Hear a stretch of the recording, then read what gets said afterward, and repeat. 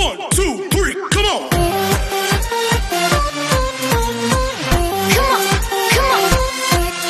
Hello beautiful people! Welcome back to my channel. This is your Mama Sam. Hola mga amigo, amiga, kumare at kumpare. Kamusta kayong lahat? Sana lahat kayo ay okay at safe ngayong araw na ito. At syempre kung ako naman ang tatanungin nyo, nakikita naman ninyo ang beauty na lala ninyo ngayon, fresh overload pa rin, di ba? Ganyan talaga kapag umiinom ka ng maraming vitamin C at saka syempre, kumakain ka ng maraming hotdog. Dahil sa hotdog, lalong gumaganda at maligalig ang beauty na lola ninyo. So, yan! So, kamusta naman kayong lahat? Sana lahat kayo ay kasing ganda ng Mama Sam ninyo. Happy Monday po sa inyo lahat, mga amigo, amiga. So, yun. So, sana positive lang tayo kasi Monday, kailangan simulan natin ang ating linggo na talaga naman, oh my God, nag-uumapaw ng kagandahan, di ba? So, yon para, alam mo yon good vibes lang lagi ang peg natin lahat.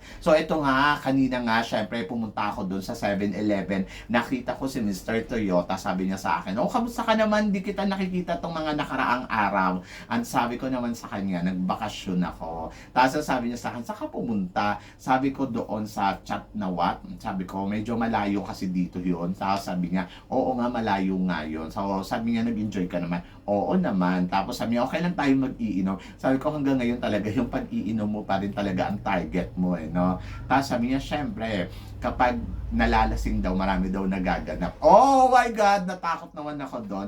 Ano kaya ang plano niya sa akin?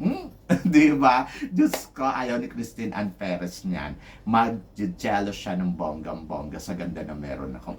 Assuming. So, yon. So, syempre, shoutout sa inyong lahat sa araw-araw na tumututok dito sa Mama Sam Vlog at saka syempre sa akin sa Bruce's Crown na laging sumusuporta ang mga beauty ninyo. Maraming salamat guys. At doon naman sa mga inggitera, wala na akong magagawa sa inyo. Panghabang buhay na lang ba kayo maiinggit? Charot! Wala naman dapat kainggitan sa ganda na meron ako kasi mas maganda kayo. Charot! So ito na, Diyos ko. Hayaan na nga natin sila. Marami tayong chika ngayon na talaga naman, magtataas ang kilay ninyo ng bonggang-bongga kaya wag na natin patagalin. Para sa unang chika, Mama Sam, ito nga ang update sa mga international pageant ngayon. Sa October 26 ay Miss International, sa November 18 naman ang Miss Universe, Miss World naman sa December 16 at saka sa Miss Earth naman sa December 22. Sama na natin ang Miss Globe na magaganap sa October 19 or 17, hindi ko sure. Pero October din sila. And then ngayon nga ongoing nga ang Miss Grand International. Are you excited guys? Kasi ako yes, sobrang excited ako. Ako para sa akin, syempre, kaabang-abang ang mga eksena ngayon ng mga kandidata natin na ilalahok dito sa international pageant na talaga naman, oh my God, umaariba na nga ng bonggang-bongga ang pambato natin na si Nikki Dimora kung saan naman ay talaga naman ayon, nagpapasabog ng bonggang-bongga doon at talaga naman yung mga ating kababayan ay nakatutok talaga dito sa competition ng Miss Grand International kung saan talaga inaabangan nila kung mananalo ba itong si Nikki Dimora. So, may nagtatanong nga sa akin, kamusta daw ang styling ni Nikki Dimora ngayon dito sa Miss Grand International from arrival hanggang sa fashion ceremony. To be honest, lahat naman makikita mo, iba-iba naman ang eksena niya, iba-iba naman yung itsura niya. Alam nyo guys, kasi ganito yun ha. Siguro nag-e-expect yung iba ng sobrang pasabog ni Nikki Dimora sa kanyang styling. Sa Pilipinas, nakita natin yun na talagang pinakitaan tayo ni Nikki Dimora na iba't ibang klase ng styling na nagulat tayo at talagang napasabi natin ako, mukhang ang lakas ng ibubuga niya dito sa Miss Grand. But for me kasi, depende kasi yun sa preparasyon ng kandidata eh. Kung etong mga stylist na to ay tinuro sa kanya kung paano magmi-makeup, mag-aayos ng buhok, ng bonggang-bongga, wala tayong magiging problema do sa competition. Kung naituro nila lahat yan. Kasi kung ano yung gusto nating makita at ginawa nila dito kay Nikki Dimora, sana na i-practice yan ng todo-todo ni Nikki before siya rumampa dito sa Miss Grand International. Kumbaga alam niya at kaya niyang gawing mag-isa. So, ayun kasi ang importante sa isang kandidata, magaling pagdating sa styling, magaling pagdating sa pag-aayos talaga ng buhok at makeup. Gano'n ba to ka-importante sa Miss Grand International? Siyempre, yung may iba't ibang looks ka na ino-offer na may wow factor, it's amazing for the organization. At isa rin tong panghihingkayat sa organization na ikaw ang ipanalo dito sa Miss Grand International. So, yun yung maitutulong nun. So, ngayon, ako nakikita ko naman sa mga damitan naman niya, yung iba nagre-reklamo pa. Ako, para sa akin, okay lang. I think they are trying na something new na makita dito kay Nikki Dimora. And then, I think, don't worry guys, kasi kung beauty ang pag-uusapan, bongga naman ang beauty na meron siya. At parang feeling ko naman from day one hanggang sa sashing ceremony, kumakabog naman yung beauty niya. Kaya lang yung mga daily activities nila, halimbawa yung mga event nila na kumakain sila, at saka kailangan ba ganun kagabongga. So, trust her. Kasi kung si Impa nga, nag-first runner-up noon na hindi naman nababago yung styling. Nag-first runner-up din si Nicole Cordobes na hindi rin naman nababago yung styling niya. Nag-first runner-up din naman si, tawag dito, Samantha Bernardo, na hindi rin naman nababago yung styling niya. But ang tanong, magpe-first runner-up din kaya si Nikki Dimora dito sa competition ng Miss Grand International ngayon taon na to? Yan yung aabangan natin kung siya nga ba ang magta-title or mag-runners-up dito sa competition. But naniniwala pa rin ako na malakas ang laban ng isang Nikki Dimora. Ay nako, may nagsasabi nga, nag-hope ka pa rin dyan sa Miss Grand. Of course, naniniwala ako na malakas ang laban ng pambato natin. O, di ba? So, kapag nawala kasi yung pag-asa, ayun talaga, mawawalan ka talaga ng pag-asa. So, bakit naman mawawala yung pag-asa mo kung alam mo ang kandidata mo ay kabugera?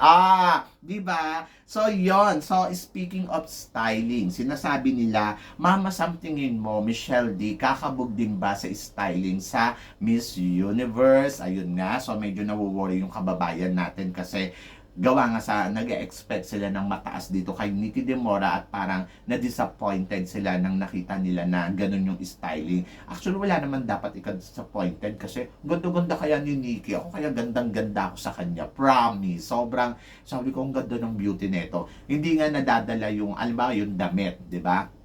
Hindi nga pasabog yung mga suotan niyang damit. Pero pasabog naman yung pretty face niya, saka yung makeup niya. Yung makeup, wala akong masabi. Doon lang sa hairstyle siguro, parang nag-expect kayo ng more. Ako, para sa akin, okay lang. Wish ko nga sana ituwid niya yung buhok niya, kaya lang parang hirap. Kasi di ba ayun kasi kailangan ilang oras mo gagawin yon. But ako, I'm satisfied doon sa ipinapakita ni Nikki Dimora talaga. At eto nga si Michelle D, syempre, si Michelle D kasi may experience na to sa Miss World at alam niya na pagdating doon wala kang glam team, ikaw lang ang gagawa mag-isa. And I think ay napaghandaan niya kung paano mag-makeup, napaghandaan niya kung paano mag-ayos, napagandaan niya kung ano ang mga klaseng ayos na gusto niyang makita dito sa competition sa Miss Universe. Makita natin sa kanya. And I think she's prepared. Kaya wala tayong dapat ipag-alala. So ako, para sa akin, alam ko na aware siya kung paano niya aayusin yung sarili niya pagdating sa competition. At yun yung aabangan natin kay Michelle D. Di ba? Si Nikki Dimora kasi first time niyang sumali sa international pageant. So, parang feeling ko, para sa akin, perfect naman yung ipinakita niyang ayos at galawan dito. So, yun! And then, para sa sumunod na chika, Mama Sam, eto nga. Anong masasabi mo? Si Nicole Bermeo, lumapag na sa Japan at nagkaroon nga sila ng meet and greet conference dito sa Japan. So, kasama niya yung Japanese candidates, di ba? Si Miss Japan. To be honest, ako, para sa akin, I'm so glad na talagang nararamdaman ko kasi na ang gandang binibining Pilipinas ni Nicole Bermeo ang umiiral sa pageant ng Miss International. At naniniwala ako na kaya niya makuha o masungkit. Kahit sabihin pa natin ang ganda din ni Miss Japan ha, pero ako, para sa akin, nagagandahan ako kay Nicole Bermeo. At parang feeling ko, kaya ni Nicole Bermeo to. Ang liit lang talaga ni Japan, no? Ang payat, ang bongga. Sana talaga, corona to kay Nicole Bormeo para regalo niya kay Madam Stella Araneta kasi magsi-60 years na ang Binibining Pilipinas. O, di ba? And then, eto nga, starting na daw ang botohan. Botohan sa Miss Globe. So, bumoto na kayo para sa ating pambato na isa din sa mga gandang binibini na wala nang iba kundi si Ana Valencia, na talaga namang masasabi ko, oh my God, may nagtanong nga sa akin Mama Sam, tingin mo, mananalo ba si Ana Valencia sa Miss Globe?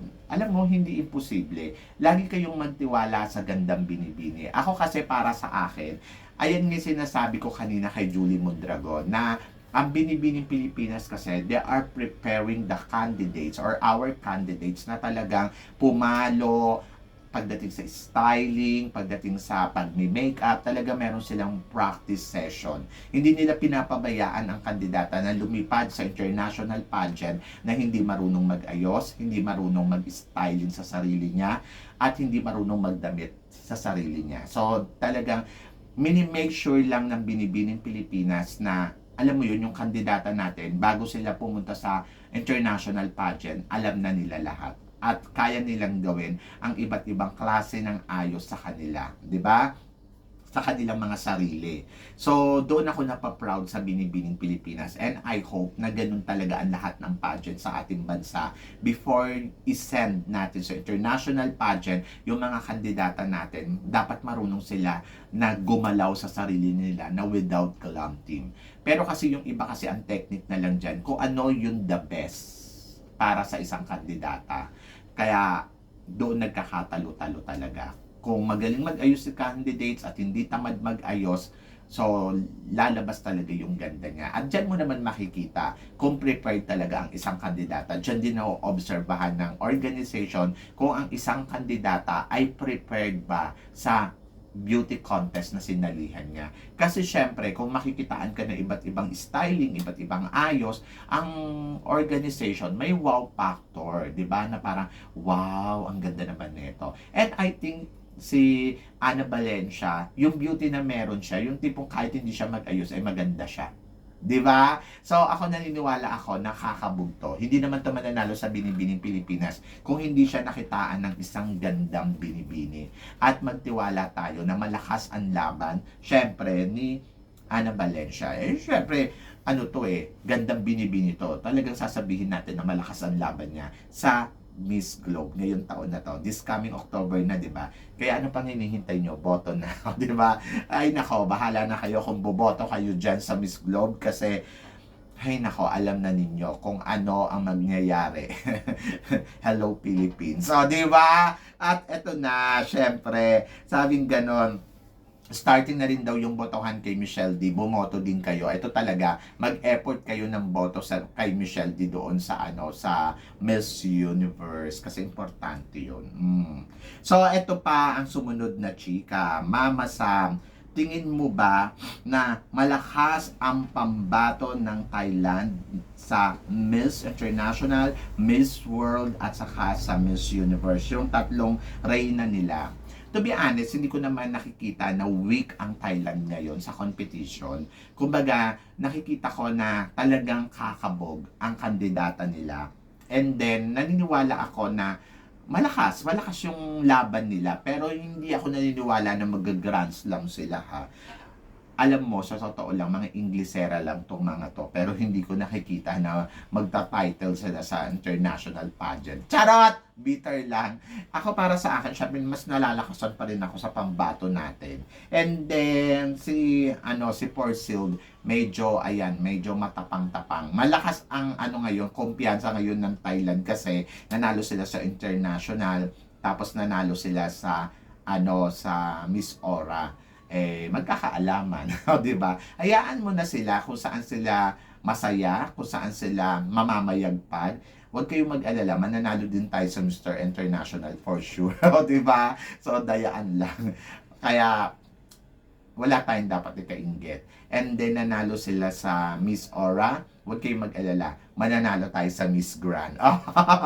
'Di ba? And then plus mananalo tayo sa Miss Universe. Oh my God! Gusto ko yan. Ay nako, maloka kayo Thailand. But support lang. Tingnan lang natin kung ano yung i-offer ng mga kandidata nila. Hindi naman natin pwede underestimate ng ganun-ganun yung kakayahan nila kasi alam naman natin na kumakabog sila ngayon at malakas din naman yung pambato nila. So, tignan natin kung saan makakarating. Di ba? So, yun guys. Kayo guys, ano guys ang masasabi ninyo dito sa mga tinatalakay natin ngayon? Tingin nyo, dapat pa ba tayong bumoto dito sa Miss Globe? Charot. At saka tingin ninyo, si Nicole Bormeo is handa ba ang kanyang styling at ganun din si Michelle D para sa competition na nilalabanan nila ngayon? At saka, Nikki Dimora, tingin ninyo, magta-title kaya ng Miss Grand or magra-runners up. So, please comment below para at least malaman ko naman kung ano ang chika mo dito sa mga pinag-uusapan natin ngayon. So, yun guys, maraming salamat. Syempre, sa inyong lahat sa walang sawang suporta na binibigay ninyo dito sa channel ko at sa mga hindi pa po nakaka-subscribe dyan, please don't forget to click like and subscribe my channel. At i-click nyo na rin po yung notification bell para lagi kayong updated. Syempre, sa aking mga chika, sabi ng ganon, always keep smiling and always think positive. Walang imposible sa itaas, manalig lang tayo sa kanya. Kaya guys, hanggang dito na lang, hanggang sa muli nating chikahan. See you tomorrow. Thank you guys.